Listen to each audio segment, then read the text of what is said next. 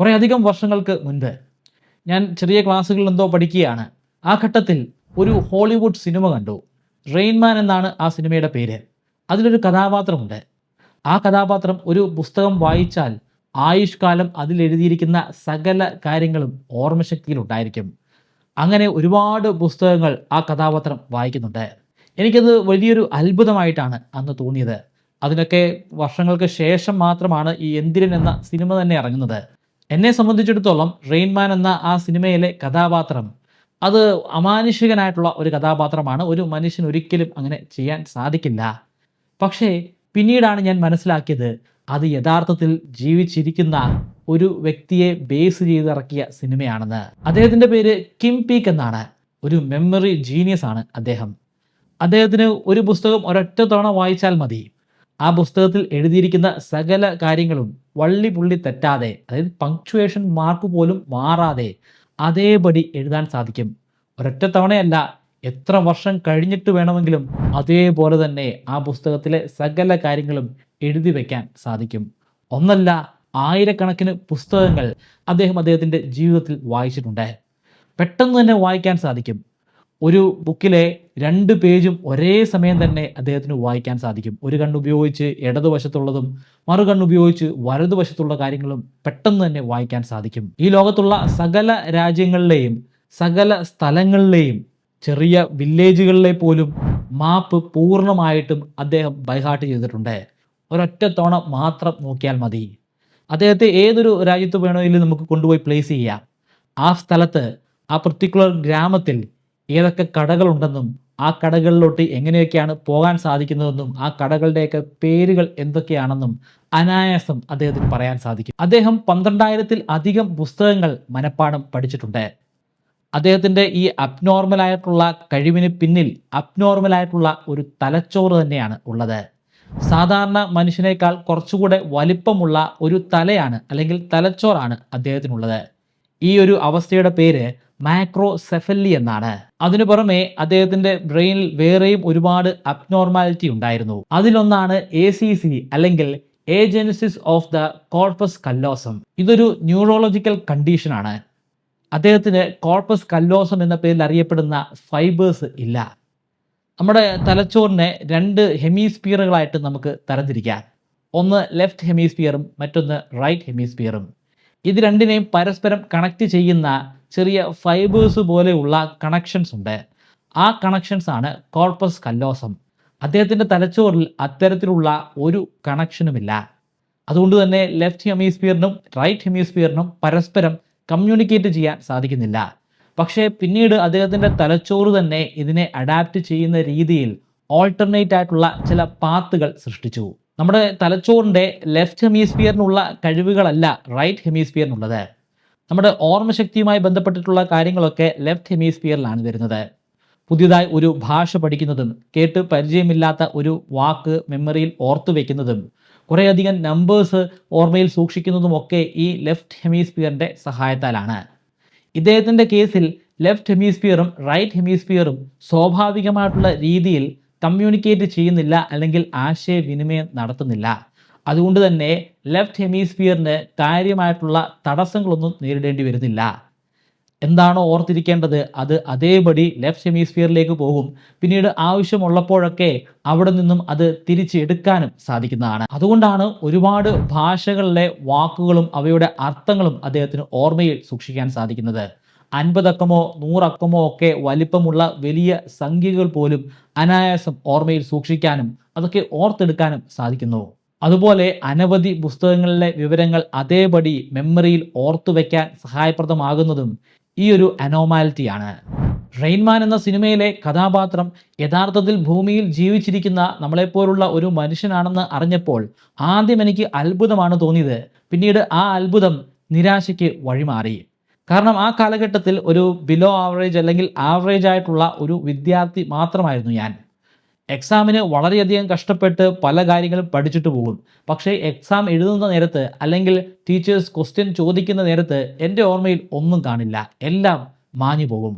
Kim പീക്കിൻ്റെ തലച്ചോറിന് ബാധിച്ചിരിക്കുന്ന അതേ abnormality എൻ്റെ തലച്ചോറിനും ബാധിച്ചിരുന്നെങ്കിൽ എന്ത് രസമായിരുന്നു എന്ന് പോലും ഞാൻ ആ ഘട്ടത്തിൽ ചിന്തിച്ചുപോയി. അദ്ദേഹത്തിന് ഇങ്ങനെ കാര്യങ്ങൾ ഓർത്തു വെക്കാനുള്ള കാരണം അദ്ദേഹത്തിൻ്റെ റൈറ്റ് ഹെമിസ്ഫിയർ ലെഫ്റ്റ് ഹെമിസ്ഫിയറിനെ ഇൻ്റർഫിയർ ചെയ്യുന്നില്ല എന്നതാണ്. പക്ഷേ അങ്ങനെ ഇൻ്റർഫിയർ ചെയ്യുന്നുണ്ടെങ്കിൽ പോലും നമുക്ക് ഏതാണ്ട് അതുപോലെ തന്നെ കാര്യങ്ങൾ ഓർത്തു വയ്ക്കാൻ സാധിക്കുന്നതാണ്. അതിന് വ്യത്യസ്തമായിട്ടുള്ള ഒരു പഠന രീതിയാണ് നമ്മൾ സ്വീകരിക്കേണ്ടത്. കിം പീക്ക് സ്വീകരിച്ചിരിക്കുന്ന പഠനരീതി നമുക്ക് ഒരിക്കലും അനുയോജ്യമല്ല. നിങ്ങൾ കിം പീക്കിനെ പോലുള്ള ഒരു വ്യക്തിയാണെങ്കിൽ നിങ്ങൾക്ക് ഒരു കാര്യം വായിച്ച് അതേപടി എത്ര നാൾ കഴിഞ്ഞാലും പകർത്തി എഴുതാൻ സാധിക്കുമെങ്കിൽ നിങ്ങൾക്ക് ഒരു ട്രിക്കുകളും ഉപയോഗിക്കേണ്ട ആവശ്യമില്ല. പക്ഷേ അങ്ങനെ നിങ്ങൾക്ക് സാധിക്കുന്നില്ലെങ്കിൽ, നിങ്ങൾ ഒരു സാധാരണ മനുഷ്യനാണെങ്കിൽ നിങ്ങൾക്ക് അത് സാധ്യമാകും. അതിന് നിങ്ങൾ നിലവിൽ ഉപയോഗിക്കുന്ന പഠന രീതിയല്ല ഫോളോ ചെയ്യേണ്ടത്. നമ്മൾ വായിക്കുന്ന കാര്യങ്ങളെ നമ്മുടെ ഓർമ്മയിൽ സൂക്ഷിച്ചു വെക്കാൻ സാധിക്കുന്ന തരത്തിലുള്ള വസ്തുക്കളാക്കി അതിനെ മാറ്റിയെടുക്കണം. ഇത്രയും എളുപ്പത്തിൽ കാര്യങ്ങൾ ഓർത്തു വയ്ക്കാൻ സാധിക്കുമെങ്കിൽ എന്തിനാണ് ഞാൻ വെറും ഒരു യൂട്യൂബറായി ഇത്തരത്തിലുള്ള വീഡിയോസൊക്കെ ചെയ്യുന്നതെന്നായിരിക്കും നിങ്ങൾ ചിന്തിക്കുന്നത്. എനിക്ക് കുറച്ചുകൂടെ ബെറ്റർ ആയിട്ടുള്ള കാര്യങ്ങൾ ചെയ്യാൻ സാധിക്കുകയില്ലേ എന്ന് നിങ്ങൾ ചിന്തിച്ചാൽ നിങ്ങളെ കുറ്റം പറയാൻ സാധിക്കില്ല. ഞാൻ പ്രൊഫഷണലി ഒരു യൂട്യൂബർ അല്ല. ഒരു ആവറേജ് അല്ലെങ്കിൽ ഒരു ബിലോ ആവറേജ് ആയിട്ടുള്ള വിദ്യാർത്ഥിക്ക് അസാധ്യമെന്ന് തോന്നിക്കുന്ന പല കാര്യങ്ങളും നേടിയെടുക്കാൻ എനിക്ക് സാധ്യമായിട്ടുണ്ട്. +2 ശേഷം AIEEE അല്ലെങ്കിൽ ഓൾ ഇന്ത്യ എഞ്ചിനീയറിംഗ് എൻട്രൻസ് എക്സാമിനേഷനിലൂടെ NIT ജലന്ധറിൽ എനിക്ക് അഡ്മിഷൻ നേടിയെടുക്കാൻ സാധിച്ചിരുന്നു. ആ കാലഘട്ടത്തിൽ JEE ആയിരുന്നില്ല NITകളിൽ അഡ്മിഷൻ നടന്നിരുന്നത്. അതിനുവേണ്ടി സെപ്പറേറ്റ് ആയിട്ട് എക്സാം ഉണ്ടായിരുന്നു. അതാണ് AIEEE. പക്ഷേ NIT ജലന്ധറിൽ എനിക്ക് കിട്ടിയത് ടെക്സ്റ്റൈൽ ടെക്നോളജി ആയതുകൊണ്ട് ഞാൻ കേരള എൻട്രൻസിൽ നേടിയെടുത്ത റാങ്കിൻ്റെ അടിസ്ഥാനത്തിൽ ഒരു ഗവൺമെൻറ് എഞ്ചിനീയറിംഗ് കോളേജിൽ ഇലക്ട്രോണിക്സ് വിഷയം എടുത്തിട്ടാണ് BTech പഠനം പൂർത്തിയാക്കുന്നത്. BTechന് ശേഷം MTech കരസ്ഥമാക്കാൻ എനിക്ക് സാധ്യമായി. BTechും MTechും ഒക്കെ നേടുന്നത് അത്ര വലിയ കാര്യമല്ലെന്നായിരിക്കും നിങ്ങൾ ചിന്തിക്കുക. പക്ഷേ ഒരു ബിലോ ആവറേജ് ആയിട്ടുള്ളൊരു വിദ്യാർത്ഥി മാത്രമായിരുന്നു എന്നുകൂടി നിങ്ങൾ ഓർക്കണം. MTechന് പുറമെ ഇലക്ട്രോണിക്സിൽ UGC നെറ്റും ഗേറ്റും ക്വാളിഫൈ ആകാൻ എനിക്ക് സാധ്യമായി. പിന്നീടാണ് ഞാൻ IHRDയിലെ ഒരു കോളേജായ കോളേജ് ഓഫ് അപ്ലൈഡ് സയൻസ് പേരിശ്ശേരിയിൽ അസിസ്റ്റൻറ്റ് പ്രൊഫസറായിട്ട് ജോലിക്ക് ജോയിൻ ചെയ്യുന്നത്. അന്നത്തെ റിട്ടേൺ എക്സാമിനും ഇൻ്റർവ്യൂവിനും എന്നെ പഠിപ്പിച്ച അധ്യാപകർ പോലും ഉണ്ടായിരുന്നു. ആകെ ഒരു വേക്കൻസി മാത്രമാണ് ഉണ്ടായിരുന്നത്. ആ ഒരു വേക്കൻസിയിൽ എനിക്ക് ജോലി നേടാൻ ആ ഘട്ടത്തിൽ സാധ്യമായി. കഴിഞ്ഞ 5-6 വർഷങ്ങൾക്കിടയിൽ ഞാൻ പഠിപ്പിച്ച പല വിദ്യാർത്ഥികളും ഒരുപക്ഷെ ഈ വീഡിയോ കാണുന്നുണ്ടായിരിക്കും. അവർക്കറിയാം ഞാൻ ക്ലാസ് മുറിയിൽ ഒരു പുസ്തകമോ അല്ലെങ്കിൽ ഒരു തുണ്ട് പേപ്പറോ കൊണ്ടുപോകാറില്ല. പൂർണ്ണമായിട്ടും എൻ്റെ ഓർമ്മയുടെ അടിസ്ഥാനത്തിലാണ് ഞാൻ ക്ലാസ് എടുക്കുന്നത്. എൻ്റെ 2 ചാനലുകളിലുമായിട്ട് വളരെ ദൈർഘ്യമുള്ള വീഡിയോസ് ഞാൻ ചെയ്തിട്ടുണ്ട്. 1 മണിക്കൂറും 2 മണിക്കൂറും ഒക്കെ ദൈർഘ്യമുള്ള വലിയ വീഡിയോസ്. ആ വീഡിയോസ് ഞാൻ ഏതെങ്കിലും സ്ക്രിപ്റ്റിൽ നോക്കി വായിച്ചിട്ടല്ല റെക്കോർഡ് ചെയ്തത്. പൂർണ്ണമായിട്ടും ക്യാമറയിലേക്ക് മാത്രം നോക്കിക്കൊണ്ട് ആണ് ഞാനതെല്ലാം റെക്കോർഡ് ചെയ്തത്. നിലവിൽ ഞാനൊരു ആസ്ട്രോ ഫിസിസിസ്റ്റ് ആണ്. ബഹിരാകാശ പഠനങ്ങൾ നടത്തുന്ന, കൃത്യമായിട്ട് പറഞ്ഞാൽ ഗാലക്സികൾ ഒളിഞ്ഞിരിക്കുന്ന ഡാർക്ക് മാറ്ററിനെ കുറിച്ചുള്ള പഠനങ്ങൾ നടത്തുന്ന ഒരു വിദ്യാർത്ഥിയാണ്.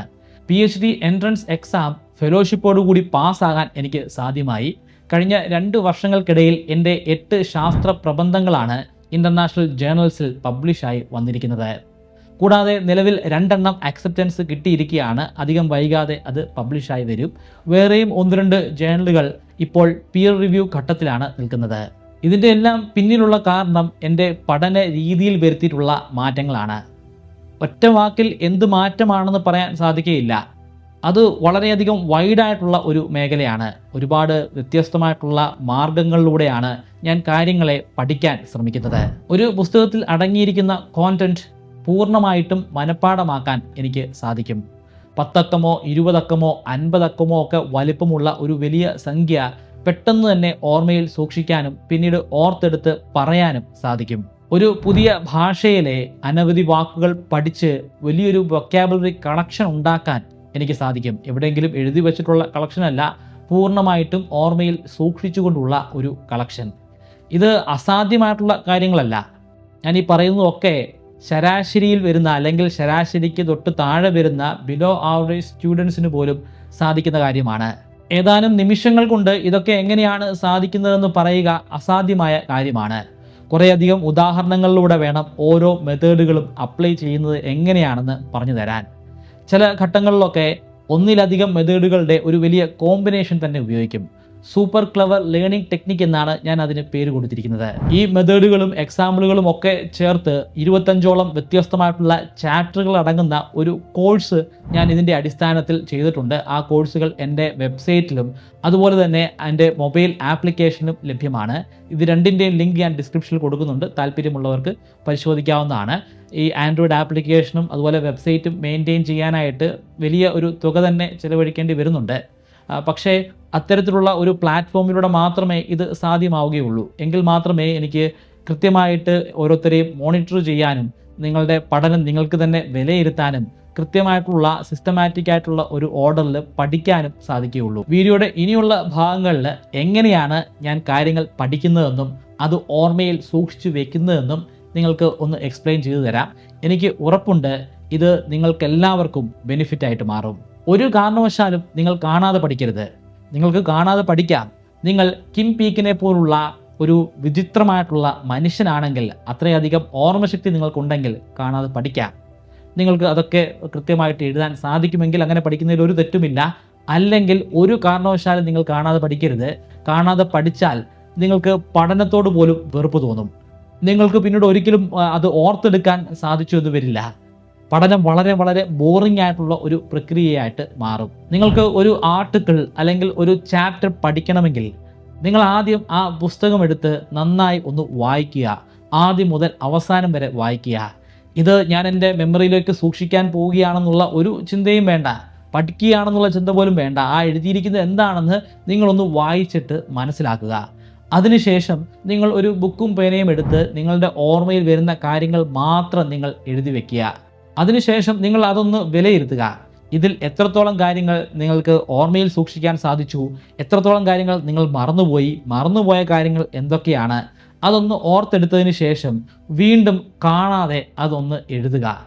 കൂടുതൽ കാര്യങ്ങൾ നിങ്ങൾക്ക് ഇത്തവണ എഴുതാൻ സാധിക്കും. കൂടുതൽ കാര്യങ്ങൾ പെട്ടെന്ന് പഠിക്കണമെങ്കിൽ നിങ്ങളുടെ വായനയുടെ വേഗതയും വർദ്ധിക്കണം. ചുമ്മാ വായിച്ചു പോയിട്ട് കാര്യമില്ല. വായിക്കുന്ന കാര്യങ്ങൾ നിങ്ങളുടെ മനസ്സിൽ പതിയണം. അതിനൊരു ടെക്നിക്കുണ്ട്. 4-3-2-1 ടെക്നിക്ക് എന്നാണ് അതിൻ്റെ പേര്. ആദ്യം നിങ്ങൾ ഒരു ടൈം പീസ് എടുക്കുക. 4 മിനിറ്റ് നേരം നിങ്ങൾ ഒരു പുസ്തകം വായിക്കുക, അല്ലെങ്കിൽ ഒരു പെർട്ടിക്കുലർ പാരഗ്രാഫ് വായിക്കുക. കൃത്യം 4 മിനിറ്റ് ആകുമ്പോൾ നിങ്ങളുടെ വായന നിർത്തണം.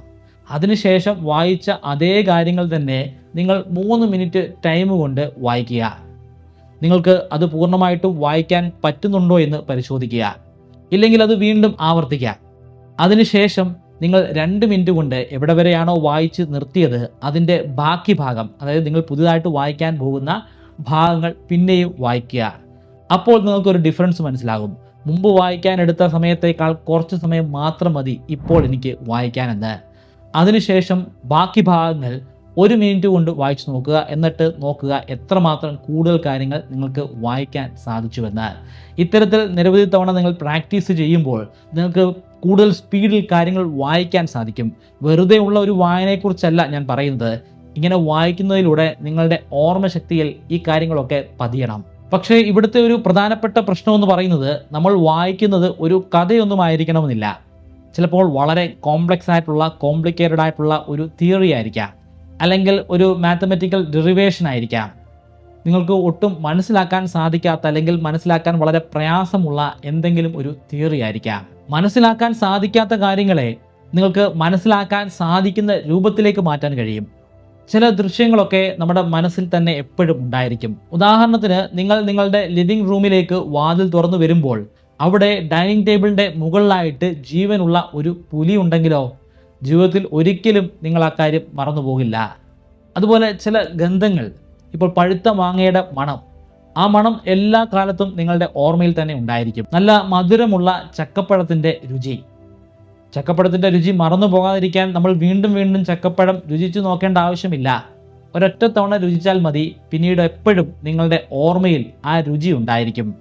ഇങ്ങനെ നിങ്ങൾ പഠിക്കേണ്ട കോംപ്ലിക്കേറ്റഡ് ആയിട്ടുള്ള പല കാര്യങ്ങളെയും ശബ്ദമായിട്ടും അതുപോലെ ഗന്ധമായിട്ടും രുചിയായിട്ടും ദൃശ്യങ്ങളായിട്ടും, ആ ദൃശ്യങ്ങളിൽ തന്നെ വളരെയധികം കളർഫുള്ളായിട്ടുള്ള ചുവന്ന നിറവും പച്ച നിറവും നീല നിറവും ഒക്കെയുള്ള ദൃശ്യങ്ങളാക്കിയിട്ട് നിങ്ങൾക്ക് മാറ്റാൻ സാധിക്കും. അത് നിങ്ങളുടെ ഓർമ്മയിൽ എപ്പോഴും ഉണ്ടായിരിക്കുന്നതാണ്. ഈ ട്രിക്കുകൾ ഉപയോഗിക്കുന്നതിന് മുൻപ് നമ്മുടെ ഓർമ്മശക്തി എങ്ങനെയാണ് പ്രവർത്തിക്കുന്നതെന്ന് കൂടി മനസ്സിലാക്കുന്നത് വളരെ നല്ലതായിരിക്കും. നമ്മൾ ഹാർഡ് ഡിസ്കിലും പെൻ ഡ്രൈവിലുമൊക്കെ ഒരു ഡേറ്റ സേവ് ചെയ്ത് വെക്കുന്നത് പോലെയല്ല നമ്മുടെ തലച്ചോറിൽ ഡേറ്റ സേവ് ചെയ്ത് വെക്കുന്നത്. നമ്മുടെ തലച്ചോറെന്ന് പറയുന്നത് ഒരുപാട് ന്യൂറോൺസിൻ്റെ ഒരു വലിയ കൂട്ടായ്മയാണ്. കോടിക്കണക്കിന് ന്യൂറോൺസ് ആണ് നമ്മുടെ തലച്ചോറിൽ അടങ്ങിയിരിക്കുന്നത്. അതിലുള്ള ഓരോ ന്യൂറോൺസും പതിനായിരക്കണക്കിന് മറ്റ് ന്യൂറോൺസുമായിട്ട് കണക്ട് ചെയ്യപ്പെട്ടിട്ടുണ്ട്. നമ്മുടെ ഓർമ്മശക്തിയിൽ ഒരു കാര്യം ഉണ്ടെന്ന് പറഞ്ഞാൽ അതിൻ്റെ അർത്ഥം നമ്മൾ ആ കാര്യം ഓർത്തെടുക്കാൻ ശ്രമിക്കുമ്പോൾ ഒരു ന്യൂറോണിൽ നിന്നും ഒരു ഇലക്ട്രിക്കൽ സിഗ്നൽ കുറേയധികം ന്യൂറോണുകളിലൂടെ കടന്നുപോകും. കൃത്യമായിട്ടുള്ള ഒരു പാത്തിലൂടെ കടന്നുപോകും. ആ പാത്തിലൂടെ തന്നെ വീണ്ടും വീണ്ടും ഈ ഇലക്ട്രിക്കൽ സിഗ്നൽ കടന്നു പോകുമ്പോൾ നമുക്ക് അത് ഓർത്തെടുക്കാൻ സാധിക്കും. ഉദാഹരണത്തിന് നമ്മുടെ വീട്ടിലേക്കുള്ള വഴി, നമ്മുടെ കോളേജിൽ നിന്നും നമ്മൾ വീട്ടിലേക്ക് പോകുന്നു, അത് വീണ്ടും വീണ്ടും നമ്മൾ ഓർത്തെടുക്കേണ്ട ആവശ്യമില്ല. നമ്മൾ ബൈക്ക് ഓടിച്ചിട്ടായിരിക്കും പോവുക, നമ്മൾ ഓടിക്കുമ്പോൾ വേറെന്തെങ്കിലുമൊക്കെ ചിന്തിച്ചുകൊണ്ടായിരിക്കും ഓടിക്കുന്നത്, പാട്ട് പാടിക്കൊണ്ടായിരിക്കും ഓടിക്കുന്നത്. നമ്മൾ എന്തൊക്കെ ഡിസ്ട്രാക്റ്റഡ് ആയാലും നമ്മൾ കൃത്യം നമ്മുടെ വീടിൻ്റെ മുൻപിൽ തന്നെ എത്തിച്ചേരും. വീടിൻ്റെ മുമ്പിൽ എത്തിച്ചേരുമ്പോഴായിരിക്കും നമ്മൾ ആലോചിക്കുന്നത്, ഇത്രയും നേരം ഞാൻ വേറെന്തൊക്കെയോ ചിന്തിച്ചിരിക്കുകയായിരുന്നു, പിന്നെ എങ്ങനെയാണ് കൃത്യം ഞാൻ ഇവിടെ തന്നെ എത്തിച്ചേർന്നത്? അതിൻ്റെ കാരണം നമ്മുടെ ന്യൂറോൺസിൻ്റെ ആ പാത്താണ്. ആ പാത്തിലൂടെ കൃത്യം ഇലക്ട്രിക് സിഗ്നൽ പോകുമ്പോൾ കൃത്യമായിട്ട് നമ്മൾ നമ്മുടെ വീട്ടിൽ എത്തിച്ചേരും. ഇതുതന്നെയാണ് നമ്മൾ ഒരു കാര്യം പഠിച്ച് ഓർത്തെടുക്കാൻ ശ്രമിക്കുമ്പോഴും സംഭവിക്കുന്നത്. നമ്മൾ ഒരു കാര്യം പഠിക്കുന്ന സമയത്ത് അല്ലെങ്കിൽ എക്സ്പീരിയൻസിലൂടെ മനസ്സിലാക്കാൻ ശ്രമിക്കുന്ന സമയത്ത് നമ്മുടെ ന്യൂറോൺസിലൂടെ ഒരു പ്രത്യേക പാത്തിൽ ഇലക്ട്രിക് തരംഗം കടന്നു പോകും. അതേ പാത്തിലൂടെ കൃത്യമായിട്ട് ഇലക്ട്രിക് തരംഗം വീണ്ടും കടന്നു പോകുമ്പോൾ അത് നമുക്ക് ഓർത്തെടുക്കാൻ സാധിക്കും. നമ്മൾ ഓർത്തെടുക്കുമ്പോൾ അത്തരത്തിലുള്ള ഒരു ഇലക്ട്രിക് സിഗ്നൽ കടന്നു പോവുകയാണ് ചെയ്യുന്നത്. ഒരു കാര്യം വീണ്ടും വീണ്ടും ആവർത്തിച്ച് വായിക്കുന്നതിലൂടെ ഇത് സാധ്യമാണ്. പക്ഷേ അത് വളരെയധികം ഹെക്റ്റിക് ആയിട്ടുള്ള, വളരെ ബോറിംഗ് ആയിട്ടുള്ള ഒരു പ്രക്രിയയാണ്. അത്തരത്തിൽ കൂടുതലായിട്ട് വായിച്ചെടുക്കുന്നതിനേക്കാൾ നല്ലത് വേറെ പല മാർഗങ്ങളിലൂടെ അങ്ങനൊരു കണക്ഷൻ നമ്മുടെ തലച്ചോറിൽ ഉണ്ടാക്കുന്നതാണ്. കൃത്യമായിട്ട് വരികളായിട്ട് എഴുതിയിരിക്കുന്ന പുസ്തകങ്ങൾ, അതുമല്ലെങ്കിൽ പല സ്റ്റെപ്പുകളിലൂടെ എഴുതിയിരിക്കുന്ന ഒരു മാത്തമെറ്റിക്കൽ ഡെറിവേഷൻ, ആ ഡെറിവേഷനുകളൊക്കെ ആവർത്തിച്ച് വായിക്കുമ്പോൾ ഉണ്ടാകുന്ന നമ്മുടെ തലച്ചോറിലെ പാത്ത്, ന്യൂറോൺസിൻ്റെ പാത്ത്, ആ പാത്ത് അല്പം കോംപ്ലിക്കേറ്റഡ് ആയിട്ടുള്ള ഒരു പാത്താണ്. അങ്ങനെ ഒരു പാത്ത് ഉണ്ടാക്കിയെടുക്കാനും അത് വീണ്ടും വീണ്ടും ആവർത്തിച്ച് ആ പാത്തിലൂടെ സിഗ്നൽ കടത്തി വിടാനും വളരെയധികം പ്രയാസമാണ്. അതുകൊണ്ടാണ് നമുക്കങ്ങനെ ആവർത്തിച്ച് പഠിച്ച് കാര്യങ്ങൾ ഓർമ്മയിൽ സൂക്ഷിക്കാൻ പ്രയാസമായിട്ട് തോന്നുന്നത്. എന്നാൽ നമുക്ക് ഇഷ്ടമുള്ള ഒരു വസ്തുവിൻ്റെ രുചി അതെല്ലായ്പ്പോഴും ഉണ്ടാകും നമ്മുടെ നാവിൻ്റെ തുമ്പത്ത്. അല്ലെങ്കിൽ ഇഷ്ടമല്ലാത്തൊരു വസ്തുവിൻ്റെ രുചിയാണെങ്കിലും നാവിൻ്റെ തുമ്പത്തുണ്ടായിരിക്കും. ചില ആളുകൾക്ക് രുചിയായിരിക്കും, ചിലർക്ക് നല്ല ഗന്ധമായിരിക്കും ഓർമ്മയിൽ സൂക്ഷിക്കാൻ സാധിക്കുക. ചില ആളുകൾക്ക് ചില ആളുകളുടെ ശബ്ദമായിരിക്കും, മറ്റു ചിലർക്ക് നല്ല നല്ലൊരു ശതമാനം ആളുകൾക്കും വലിയ ദൃശ്യങ്ങളായിരിക്കും, അസാധ്യമായിട്ടുള്ള അപൂർവമായിട്ട് സംഭവിക്കുന്ന പല കാര്യങ്ങളുമായിരിക്കും. ഞാൻ അതിൻ്റെ ഒരു ഉദാഹരണമാണ് മുമ്പേ പറഞ്ഞത്. നമ്മുടെ ലിവിങ് ഏരിയയിലേക്ക് പോകുമ്പോൾ നമുക്ക് ആ ഡൈനിങ് ടേബിൾ കാണാൻ സാധിക്കുന്ന ഒരു പുലി, ആ ഒരു ദൃശ്യം നമ്മുടെ മനസ്സിൽ പതിഞ്ഞിട്ടുണ്ടെങ്കിൽ അതൊരിക്കലും മറക്കില്ല. വളരെ കോംപ്ലിക്കേറ്റഡ് ആയിട്ടുള്ള, നമുക്ക് പഠിക്കാനുള്ള പല തിയറികളെയും നമുക്ക് അത്തരത്തിലുള്ള ദൃശ്യങ്ങളാക്കി മാറ്റാൻ സാധിക്കും. അങ്ങനെ സാധിച്ചു കഴിഞ്ഞാൽ പിന്നീട് ഒരിക്കലും നിങ്ങൾ മറക്കില്ല, നിങ്ങളുടെ തലച്ചോറിൽ അതുണ്ടായിരിക്കും. പക്ഷേ ഒരിക്കലും നിങ്ങൾ ഒരു എസ്സേ എടുത്ത് അല്ലെങ്കിൽ ഒരു ചാപ്റ്റർ എടുത്ത് നേരിട്ട് ഈ മെമ്മറി ട്രിക്കുകൾ ഉപയോഗിക്കരുത്. അങ്ങനെ ഉപയോഗിച്ചാലും കുറച്ച് നാളത്തേക്കൊക്കെ നിങ്ങളുടെ തലച്ചോറിൽ ഉണ്ടായിരിക്കും. പക്ഷേ അത് ഒരുപാട് നാളത്തേക്ക് നിങ്ങളുടെ തലച്ചോറിൽ ഉണ്ടാകണമെന്ന് നിർബന്ധമൊന്നുമില്ല. അത് മറന്നു പോകാനുള്ള സാധ്യത വളരെ കൂടുതലാണ്. അതിൻ്റെ കാരണം ശരിക്കും ഈ പഠിക്കുന്നത് അല്ലെങ്കിൽ ഓർമ്മയിൽ സൂക്ഷിക്കുന്നത് എന്താണെന്ന് തന്നെയുള്ള ധാരണ നിങ്ങൾക്കില്ല. നിങ്ങൾ വായിക്കുന്നതിനെ നമുക്ക് ഒരു മരത്തിലെ ഇലയുമായിട്ട് ബന്ധിപ്പിക്കാം. ആ ഇല ശരിക്കും ഏത് മരത്തിൻ്റെ ഇലയാണെന്ന് നമുക്കറിയില്ല. ആ മരത്തിൻ്റെ തണ്ട് എങ്ങനെയാണെന്ന് നമുക്കറിയില്ല. അതിൻ്റെ ശിഖരങ്ങൾ എങ്ങനെയാണെന്ന് നമുക്കറിയില്ല. നമുക്ക് ആകെ അറിയാവുന്നത് ആ ഇല മാത്രം, ആ ഇലയിലുള്ള കാര്യങ്ങൾ മാത്രം. അതാണ് നമ്മളൊരു എസ്സേ ആയിട്ടോ അല്ലെങ്കിൽ ഒരു ചാപ്റ്റർ ആയിട്ടോ പല മെമ്മറി ട്രിക്കുകൾ ഉപയോഗിച്ചിട്ട് പഠിക്കുന്നത്. അങ്ങനെ ആ വേരുകളും അതിൻ്റെ സ്റ്റെമ്മും അതുപോലെ ശിഖരങ്ങളും ഒക്കെ മനസ്സിലാക്കിയാൽ മാത്രമേ നമുക്ക് ആ സബ്ജക്റ്റിൽ വലിയ രീതിയിലുള്ള അറിവ് സമ്പാദിക്കാൻ സാധിക്കുകയുള്ളൂ. ആ സബ്ജക്റ്റിലെ ഒരു സയൻറ്റിസ്റ്റ് ആകണമെങ്കിൽ, ഒരു ഗവേഷകനാകണമെങ്കിൽ, അല്ലെങ്കിൽ ആഴത്തിലുള്ള അറിവ് സമ്പാദിക്കണമെങ്കിൽ ഈ പറഞ്ഞ കാര്യങ്ങളൊക്കെ നിങ്ങൾ ഫോളോ ചെയ്യണം. പക്ഷേ നിങ്ങൾ ഒരു സ്കൂൾ തലത്തിൽ അല്ലെങ്കിൽ ഒരു ഡിഗ്രി തലത്തിലുള്ള ഒരു വിദ്യാർത്ഥിയാണെങ്കിൽ അങ്ങനെ ചെയ്യേണ്ട ഒരു ആവശ്യം വരുന്നില്ല. അങ്ങനെ ചെയ്യേണ്ട പല ഘട്ടങ്ങൾ വരാറുണ്ട്. പക്ഷേ നിങ്ങൾ നേരത്തെ തന്നെ നിങ്ങളുടെ ക്ലാസ്സുകളിൽ, ചെറിയ ക്ലാസ്സുകളിൽ ഇത്തരത്തിൽ കാര്യങ്ങൾ പഠിച്ചു വെച്ചിട്ടുണ്ടെങ്കിൽ നിങ്ങൾക്ക് വളരെ അനായാസമായിട്ട് നേരിട്ട് തന്നെ മെമ്മറി ട്രിക്കുകൾ ഉപയോഗിക്കാൻ സാധിക്കും.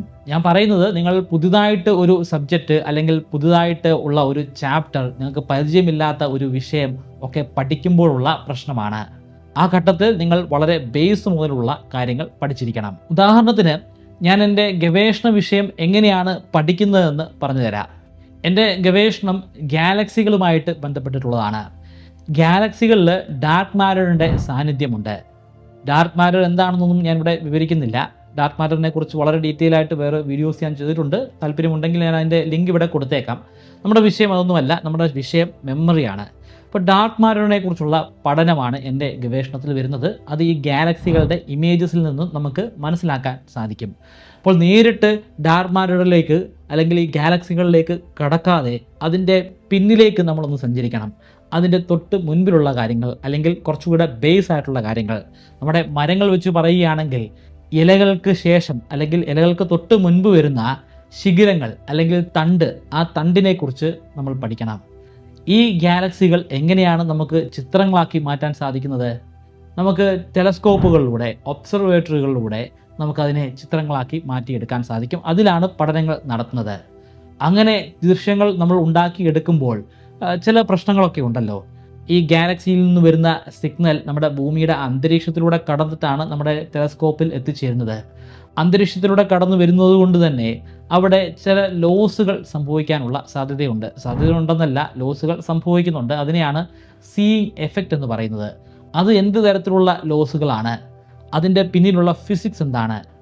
അത് കുറച്ചുകൂടെ അടിസ്ഥാനപരമായിട്ടുള്ള കാര്യങ്ങളാണ്. ഒരു +1 +2 തലത്തിലൊക്കെ നമ്മൾ പഠിക്കുന്ന ചില കാര്യങ്ങളുണ്ട്. Refraction, reflection, total internal reflection, ഇത്തരത്തിലുള്ള കാര്യങ്ങൾ. ആ കാര്യങ്ങളൊക്കെ മനസ്സിലാക്കണം. അത് ഓൾറെഡി നമ്മൾ +1 +2 പഠിച്ചിട്ടുണ്ടെങ്കിൽ പോലും അതിനെ ഈ ടെലസ്കോപ്പുമായിട്ട് ബന്ധിപ്പിച്ചിട്ട് പഠിക്കാനായിട്ട് ശ്രമിക്കണം. അതിനുശേഷം ഈ ഡിസ്ട്രോക്ഷൻ കാരണം ഈ ഡാർക്ക് മാറ്ററിന് എന്തെങ്കിലും പ്രശ്നങ്ങൾ സംഭവിക്കുന്നുണ്ടോ എന്ന് മനസ്സിലാക്കണം. അതിനെ സോൾവ് ചെയ്യാനുള്ള മാർഗങ്ങൾ എന്തൊക്കെയാണെന്ന് മനസ്സിലാക്കണം.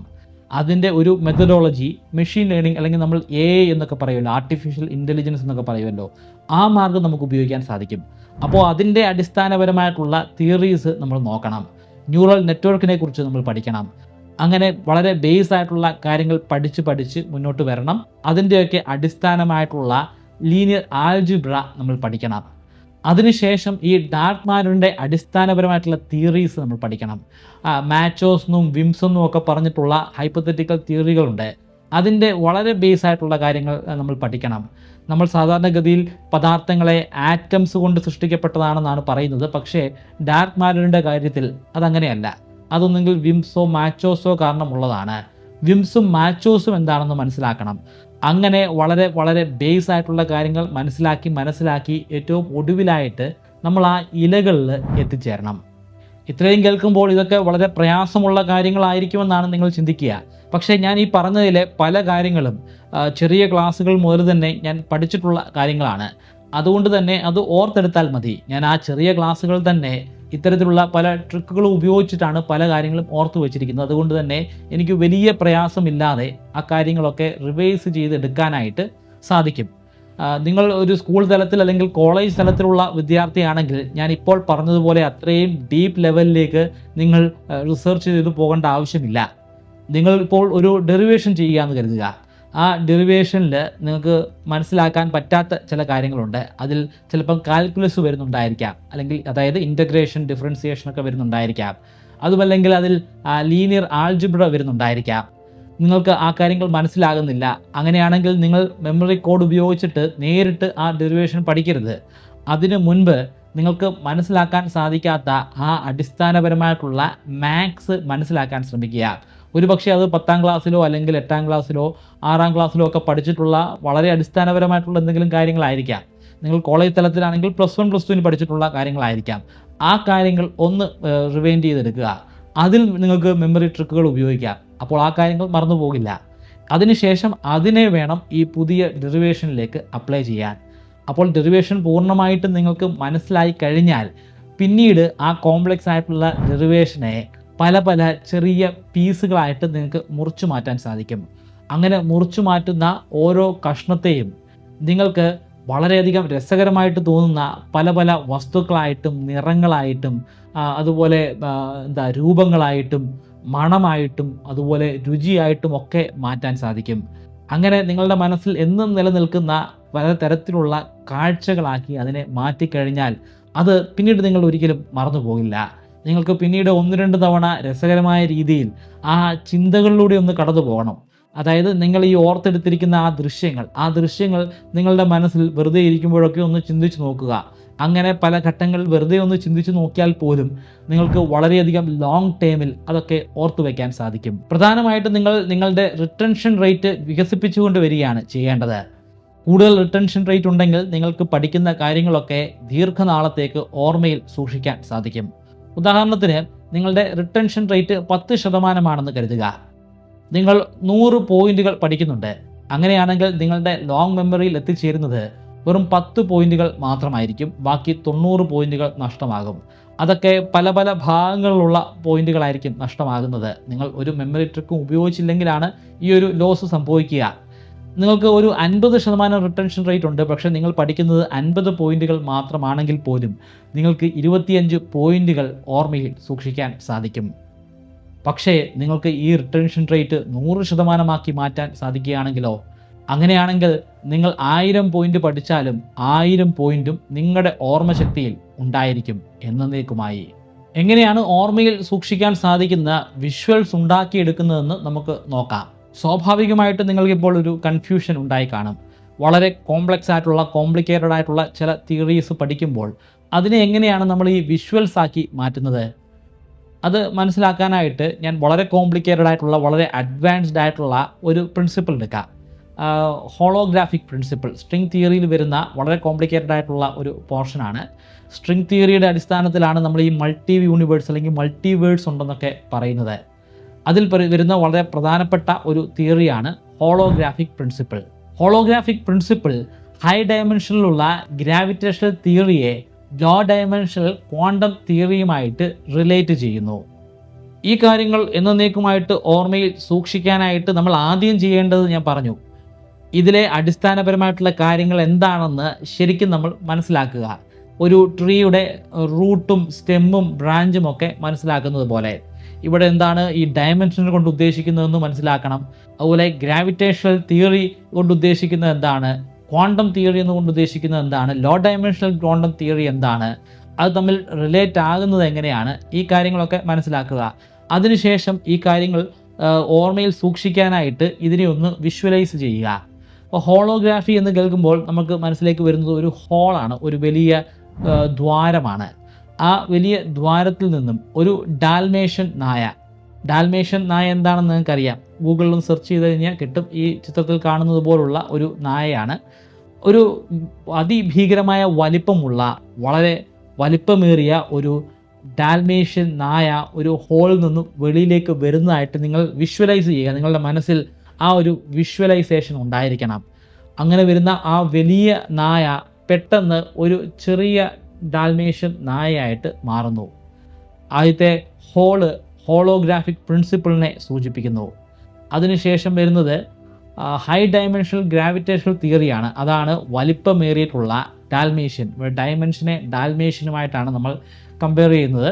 അതിനെ ലോ ഡയമെൻഷണൽ ക്വാണ്ടം തിയറിയുമായിട്ട് കണക്ട് ചെയ്യുന്നു. അതായത് മുമ്പുണ്ടായിരുന്നത് ലാർജ് ഡാൽമേഷ്യൻ ആണെങ്കിൽ അത് വളരെ ചെറിയ ഒരു ഡാൽമേഷ്യനായിട്ട് മാറുന്നു. അതായത് ലോ ഡയമെൻഷണൽ ക്വാണ്ടം തിയറി ആയിട്ട് അതിനെ റിലേറ്റ് ചെയ്യുന്നു. ഇത് ഒരു ഉദാഹരണം മാത്രമാണ്. ഞാൻ ആദ്യം പറഞ്ഞതുപോലെ തന്നെ ഒരു കാര്യം പഠിക്കുമ്പോൾ നേരിട്ട് ആ മെമ്മറി ട്രിക്ക് അവിടെ അപ്ലൈ ചെയ്യരുത്. അത് മണ്ടത്തരമാണ്. കുറേ നാളത്തേക്കൊക്കെ നിങ്ങളുടെ തലച്ചോറിൽ അത് ഉണ്ടായിരിക്കും, പക്ഷേ നിങ്ങൾക്ക് കൊഗ്നിറ്റീവായിട്ടുള്ള ഒരു എബിലിറ്റി നഷ്ടമാകും. ഓർമ്മയിൽ അധികം നാളത് തങ്ങി നിൽക്കുകയുമില്ല.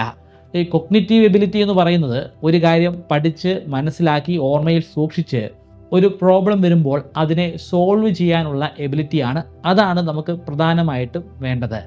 അതിനുവേണ്ടി ഞാൻ ഈ പറഞ്ഞതുപോലെ ആ ട്രീ തിയറം അനുസരിച്ചുള്ള കാര്യങ്ങൾ എല്ലാം അടിസ്ഥാനപരമായിട്ടും മനസ്സിലാക്കുക. അതിനുശേഷം ഈ ഒരു വിഷ്വലൈസേഷൻ അപ്ലൈ ചെയ്യുക. ഇത് ഒരു തരത്തിലുള്ള വിഷ്വലൈസേഷൻ മാത്രമാണ്. ഇത്തരത്തിലുള്ള നിരവധി വിഷ്വലൈസേഷൻ ഉണ്ട്, നിരവധി ട്രിക്കുകളുണ്ട്. ആ ട്രിക്കുകളെല്ലാം പരസ്പരം കൂട്ടിച്ചേർത്ത് ഒരു വലിയ സൂപ്പർ ട്രിക്കുണ്ട്, ഒരു സൂപ്പർ ക്ലെവർ ലേണിംഗ് ടെക്നിക്കുണ്ട്. അങ്ങനെയുള്ള ഒരുപാട് ടെക്നിക്കുകൾ കൂട്ടിച്ചേർത്തിട്ടാണ് നമുക്ക് ഓർമ്മശക്തിയിൽ രസകരമായിട്ട് കാര്യങ്ങളെ ഓർത്തു വയ്ക്കാൻ സാധിക്കുന്നത്. ഈ രീതിയിലൊന്നുമല്ല നമുക്ക് അക്ഷരങ്ങളെ സൂക്ഷിച്ചു വെക്കാൻ സാധിക്കുന്നത്. നമ്പേഴ്സിനെ സൂക്ഷിച്ചു വെക്കാൻ സാധിക്കുന്നതും ഈ രീതിയിലല്ല. അതിനൊക്കെ പ്രത്യേകം മാർഗമുണ്ട്. ഒരു ഭാഷ ഓർമ്മയിൽ സൂക്ഷിക്കുന്നതും വ്യത്യസ്തമായിട്ടുള്ള ഒരു മാർഗത്തിലൂടെയാണ്. ഈ രീതിയിൽ നമ്മൾ ഓർമ്മയിൽ സൂക്ഷിക്കുകയാണെങ്കിൽ നമ്മുടെ തലച്ചോറിലുണ്ടാകുന്ന ഈ ന്യൂറൽ നെറ്റ്വർക്കുകൾ തമ്മിലുള്ള ഇലക്ട്രിക്കൽ സിഗ്നൽ അത് കുറച്ചുകൂടെ സിമ്പിളായിട്ടുള്ള ഒരു ഇലക്ട്രിക്കൽ സിഗ്നൽ ആയിരിക്കും. പെട്ടെന്ന് തന്നെ ആ സിഗ്നൽ ഉണ്ടാക്കിയെടുക്കാനും പിന്നീട് വീണ്ടും ആ പാത്തിലൂടെ സിഗ്നലിനെ കടത്തിവിടാനും നമുക്ക് സാധിക്കും. അല്ലാതെ ഒരു ബുക്കിൽ എഴുതിയിരിക്കുന്നത് അതേപടി നമ്മൾ വായിച്ചു പഠിക്കുമ്പോൾ ഉണ്ടാകുന്ന ഇലക്ട്രിക് സിഗ്നൽ അത് വളരെ കോംപ്ലിക്കേറ്റഡ് ആയിട്ടുള്ള ഒരു ഇലക്ട്രിക് സിഗ്നലാണ്. അത് വീണ്ടും അതേപടി റീക്രിയേറ്റ് ചെയ്യാൻ വളരെ പ്രയാസമാണ്. ഞാൻ പറഞ്ഞല്ലോ, നമ്മുടെ ജീവിതത്തിൽ ഉണ്ടാകുന്ന അപൂർവമായിട്ടുള്ള അസാധ്യമായിട്ടുള്ള ചില സംഭവങ്ങൾ എന്നേക്കുമായിട്ട് നമ്മൾ ഓർത്തു വയ്ക്കും. അതിൻ്റെ കാരണം വളരെ സിമ്പിളായിട്ടുള്ള ഒരു ന്യൂറൽ പാത്താണ് നമ്മുടെ തലയിൽ ആ സമയത്ത് ക്രിയേറ്റ് ആകുന്നത്. അത് വീണ്ടും ഓർത്തെടുക്കാൻ വളരെ എളുപ്പമാണ്. പെട്ടെന്ന് നമുക്കൊരു വലിയ അപമാനം നേരിടുകയാണ്, നമ്മൾ വലിയൊരു നാണക്കേട് ഉണ്ടാകുന്നു, മറ്റുള്ളവരുടെ മുമ്പിൽ നമ്മൾ വളരെയധികം മോശക്കാരായിട്ട് ചിത്രീകരിക്കപ്പെടുന്നു. ആ ഘട്ടത്തിലുള്ള കാര്യങ്ങളൊന്നും നിങ്ങൾ ഒരിക്കലും മറന്നു പോകില്ല. എന്നും ഒരു വേദനയായിട്ട് നിങ്ങളുടെ മനസ്സിലുണ്ടായിരിക്കും. കാരണം ആ സമയത്തുണ്ടാകുന്ന ആ ന്യൂറൽ പാത്ത് അത് കുറേ കൂടെ സിമ്പിളാണ്. അത് വീണ്ടും ഉണ്ടായി വരാനും വളരെ അധികം എളുപ്പമാണ്.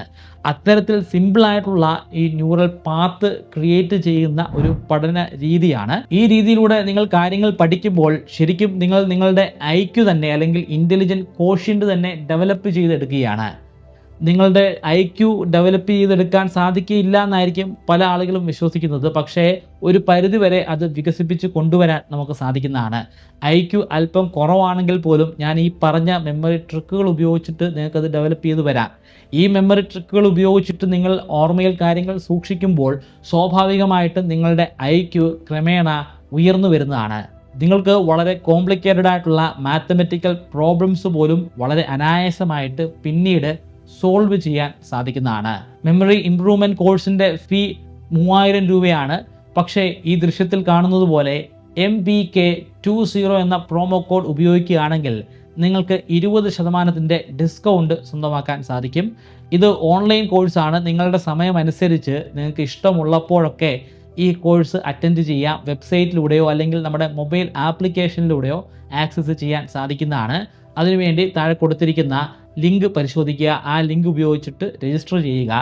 ആൻഡ്രോയിഡ് ആപ്ലിക്കേഷൻ്റെയൊക്കെ ഡീറ്റെയിലുകൾ ആ ലിങ്കിൽ രജിസ്ട്രേഷന് ശേഷം നിങ്ങൾക്ക് ലഭ്യമാകുന്നതാണ്. അല്ലെങ്കിൽ ഇതുമായി ബന്ധപ്പെട്ട് എന്തെങ്കിലും സംശയങ്ങൾ നിങ്ങൾക്ക് ചോദിക്കണമെങ്കിൽ താഴെ ഇൻസ്റ്റാഗ്രാമിൻ്റെയും അതുപോലെ ഫേസ്ബുക്കിൻ്റെയും അതുപോലെ മെയിൽ ID ഒക്കെ ഞാൻ കൊടുക്കുന്നുണ്ട്. അതിലൂടെ നേരിട്ട് നിങ്ങൾക്ക് ഞാനുമായിട്ട് കമ്മ്യൂണിക്കേറ്റ് ചെയ്യാൻ സാധിക്കുന്നതാണ്.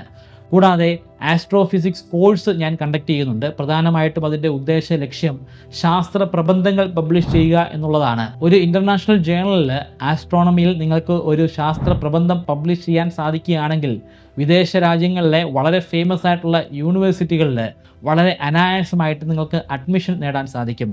ലക്ഷക്കണക്കിന് പണം സ്റ്റൈഫൻഡ് കിട്ടുന്ന രീതിയിൽ നിങ്ങൾക്ക് അവിടെ PhD ചെയ്യാൻ സാധിക്കും.